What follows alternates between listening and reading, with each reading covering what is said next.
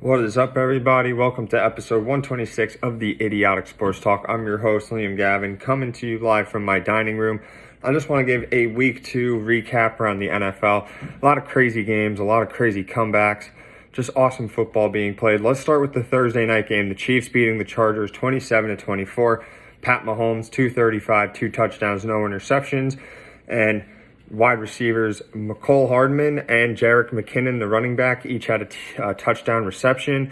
As for Chargers quarterback Justin Herbert, 334 passing yards, 3 touchdowns, and an interception. And receiver Mike Williams, 8 catches, 113 for a touchdown. So this game was wild. The Chargers basically had a 10-point lead for majority of the game, but the Chiefs were able to come back. And the turning point was when the game was tied 17-17. Justin Herbert threw a 99-yard pick six in the end zone, which swung the momentum. The Chiefs were able to kick a field goal to make it 27-17, and Justin Herbert did come back after hurting his ribs pretty bad, and he threw a nice touchdown pass, making it 27-24. And the Chargers went to onside kick it, but the Chiefs recovered. It was just an all-around a crazy game between two of the best teams, in my opinion, in the NFL.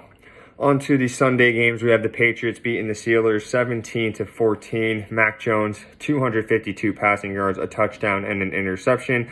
Nelson Agholor, 6 catches for $110 and a touchdown. And as for Steelers quarterback Mitch Trubisky, 168, a touchdown, and an interception. And receiver Deontay Johnson, 6 catches for 57 yards. Mac Jones to Nelson Agholor was clicking all afternoon as the Patriots got their first win of the season. And the Pats defense stepped up pretty big with 3 sacks, an interception, and a forced fumble. No TJ Watt on the Steelers defense, and it showed as they weren't really to get as much pressure on Mac Jones as they would have liked to. And for the offense, Mitch Trubisky just did not have a good game all around for the Steelers. Next is the Giants beating the Panthers 19-16. Daniel Jones, 176 passing, a touchdown, and no interceptions. Saquon Barkley, 72 rushing yards. And as for Panthers quarterback Baker Mayfield, 145 passing, a touchdown, no interceptions, and running back Christian McCaffrey had 102 rushing yards. So the Giants start 2-0 for the first time since 2016. And Jones did a good job by not turning the ball over like he normally does. But let's give some credit to the kicker, Graham Gano, who was a perfect 4 for 4 from field goals. And as for the Panthers, they fall to 0-2 in the Baker Mayfield era as their offense continues to struggle. Next is the Jets beating the Browns 31-30. Joe Flacco, 307 passing, 4 touchdowns, no interceptions, and a fumble. The rookie receiver, Garrett Wilson, had 8 catches for 102 and 2 touchdowns on the day. Jacoby Brissett, quarterback for the Browns, threw for 229, a touchdown, and an interception. Amari Cooper had 9 catches for 101 yards and a touchdown. And Nick Chubb recorded 3 rushing touchdowns on the afternoon. And the Jets, they completed an epic comeback for their first win of the season. After the Browns score at the 2-minute warning, they go up 30-17 as the Browns rookie kicker missed an extra point. And then out of nowhere, Joe Flacco hits Corey Davis for about a 65 to 70-yard touchdown with 1:30 left. The Jets decide to go for an onside kick, and they get the onside kick as well. And then as time expires, they're able to drive downfield and score the game-winning touchdown. Just an all-around crazy comeback by the Jets. They only had about 1:30 to do it left, and they got it done, so I tip my hat to them. Next is the Jags blowing out the Colts 24-0. Trevor Lawrence, 235 passing, 2 touchdowns, no interceptions. Christian Kirk, 6 catches, 78 yards for 2 touchdowns. And as for quarterback Matt Ryan of the Colts, 195 passing, no touchdowns, 3 interceptions. And Jonathan Taylor, 54 rushing yards. So the Jags are able to shut out the Colts at home. Speaking of, that's not where the Jaguars play. The Colts have not won there since 2014. Trevor Lawrence played an awesome game on Sunday. He did not turn the ball over, and the Jaguars defense was able to record 5 sacks, 3 interceptions, and held Jonathan Taylor, one of the best running backs in the league, to just 54 rushing yards. And it's a really rough start for Matt Ryan and the Colts as they seem to not have anything going offensively. Next is the Dolphins beating the Ravens 42-38. Tua Tagovailoa, the quarterback of the Dolphins, threw for 469, 6 touchdowns, and 2 interceptions. Tyreek Hill, 11 catches, 190 and 2 touchdowns. Jalen Waddle, 11 catches, 171 and 2 touchdowns as well. As for quarterback Lamar Jackson, 318 passing, 3 touchdowns, no interceptions, 119 rushing yards, and a rushing touchdown. Tight end Mark Andrews, 9 catches, 104 yards, and a touchdown. Rashad Bateman, 4 catches for 108 and a touchdown. So Miami moves to 2-0 after another epic comeback. The Dolphins were down 35-14 in the fourth quarter until they went on a 28-3 run to erase the 21-point deficit. Tua overcame some early turnovers and put the team on his back, having the best game of his career. The Ravens defense just had no answers for Jalen Waddle and Tyreek Hill, as Tua was just chucking bombs to them in the fourth quarter. And despite the loss, Lamar Jackson had a great performance. He looked like a prime Michael Vick out there. Next is the Bucs beating the Saints 20-10.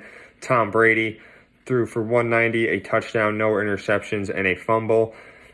Rashad Perryman had 3 catches, 43 yards, and a touchdown. And as for the Saints quarterback, Jameis Winston, 236 passing, a touchdown, and 3 interceptions.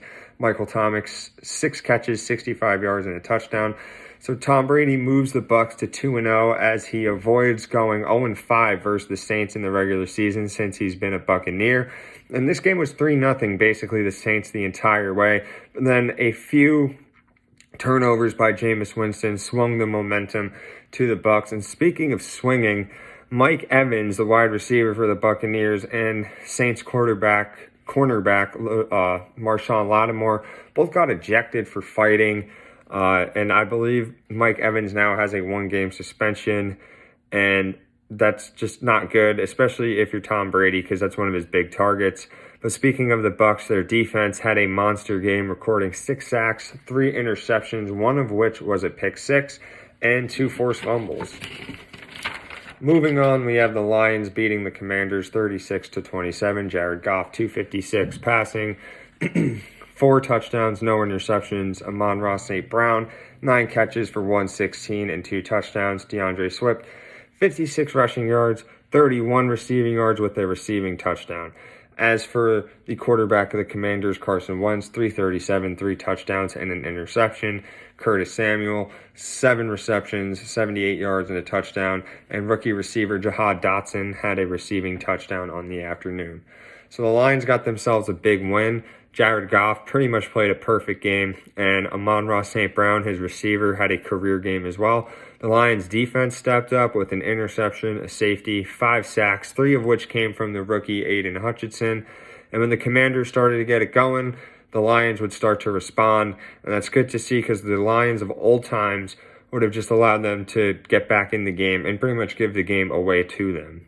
Next is the 49ers beating the Seahawks 27-7. Jimmy G threw for 154, a touchdown, no interceptions, and a rushing touchdown. Deebo Samuel, 5 catches for 44 yards to go with 53 rushing yards. And Geno Smith for the Seahawks threw for 197, no touchdowns, and an interception. And Tyler Lockett had 9 catches for 107 yards. So the Niners quarterback Trey Lance suffered a bad ankle injury. He will miss the remainder of the season. So in comes Jimmy G, who leads in the victory. And that's exactly why the Niners kept Jimmy G, just in case Trey Lance was playing bad or if he got hurt. So he was an insurance policy that clearly paid off. And the Seahawks offense struggled against the Niners defense, as the Niners defense were able to record 2 interceptions, 2 sacks, and a forced fumble. Next is the Rams beating the Falcons 31-27. Matt Stafford, 272 passing, 3 touchdowns, 2 interceptions. Cooper Kupp, 11 catches for 108, 2 touchdowns, and a fumble.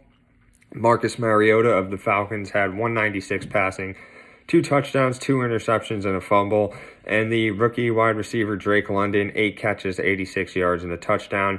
And the Rams were able to hold off the Falcons to get a win. It wasn't pretty, but they got it done. The Rams pretty much dominated the entire game, but the Falcons were able to orchestrate a comeback, and at one point the Rams had a 28-3 lead. Falcons fans, I know you guys all know about the 28-3 leads, but the Falcons did not go away. They refused to give up, and luckily the Rams held off and avoided a 28-3 meltdown, or else you would have never heard the end of it, especially coming from Falcons fans.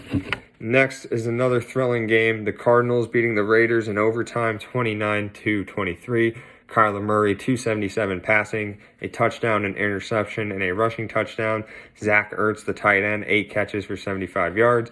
As for Derek Carr, 252 passing, a touchdown, 2 touchdowns, and no interceptions. Tight end Darren Waller had a touchdown catch, and receiver Devontae Adams had a touchdown catch. So the Cardinals, they got an epic win in an epic comeback fashion. The Raiders had a 20-0 lead at halftime, and before you know it, it's 23-7 at the end of the third quarter. And the fourth quarter is where the Cardinals were able to come back and tie it 23-23 with a touchdown and a 2-point conversion, all made by Kyler Murray, really extending the play with his legs and getting it done that way. And in overtime, the Raiders were able to move the ball down the field until wide receiver Hunter Renfrow fumbled the ball, which led to a Cardinals scoop and score for the win in overtime. Absolutely crazy way to end the game. Very sad if you're a Raiders fan, but happy if you're a Cardinals fan. Next is the Broncos beating the Texans 16-9. Russell Wilson, 219 passing, a touchdown, and an interception. Cortland Sutton, 7 catches for a $122. And as for the Texans QB, Davis Mills, 177 passing, no touchdowns or interceptions. And the rookie Dameon Pierce had 69 rushing yards. So the Broncos get their first win of the season in the Russell Wilson era. It wasn't a pretty win, but a win is a win nonetheless. Davis Mills and the Texans offense, they didn't play any mistake football. They didn't make mistakes, but they were just unable to score and get the ball in the end zone. Next is the Cowboys beating the Bengals 20-17. Cooper Rush filling in for Dak Prescott, 235 passing, a touchdown, and no interceptions. Receiver Noah Brown, 5 catches, 91 yards, and a touchdown. And running back Tony Pollard, 43 rushing yards for a rushing touchdown. He also had 4 catches for 55 yards. Joe Burrow of the Bengals, 199 passing, a touchdown, no interceptions. And receiver T. Higgins, 6 catches, 71 yards for a touchdown. So no Dak on the Cowboys, as I said earlier, but Cooper Rush stepped up and delivered a big win. At one point, the Cowboys had a 17-3 lead at halftime, but the Bengals finally found a groove in the second half and were able to tie the game 17-17 with minutes to spare. Rush led a fantastic game-winning drive in the final 2 minutes, which led to a Brett Maher game-winning 50-yard field goal. And the Dallas defense made it tough for Joe Burrow as they sacked him 6 times. So how about them Cowboys? And as for the Bengals, they fall to 0-2. And could this be a Super Bowl hangover for them? I don't know. We'll see as the rest of the season goes on. Next is the Packers beating the Bears 27-10. Aaron Rodgers, 234 passing, 2 touchdowns, no interceptions. Running back Aaron Jones, 132 rushing yards. He had a rushing touchdown and receiving touchdown on the night. Quarterback Justin Fields for the Bears, 70 passing yards, no touchdowns, an interception, but did have a rushing touchdown. And David Montgomery had 122 rushing yards. So after last week's embarrassing loss to the Vikings, the Packers are able to bounce back with a dominant win over the Chicago Bears. The Bears defense had no answers to stop Aaron Jones, and the Bears offense was able to run the ball really well, but when it came to the passing game, they had no answers. They couldn't get anything going through the air.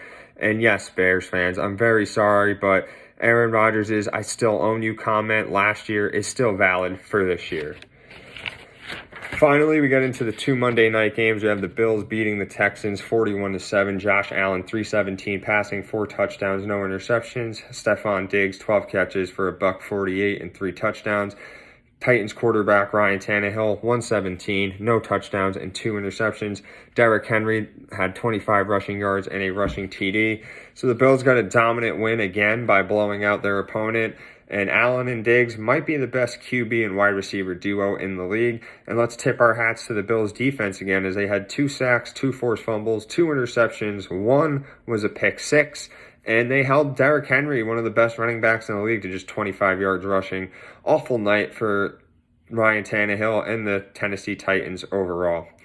The final game is the Eagles beating the Vikings 24-7. Jalen Hurts, 333 passing, a touchdown, an interception, and 2 rushing touchdowns.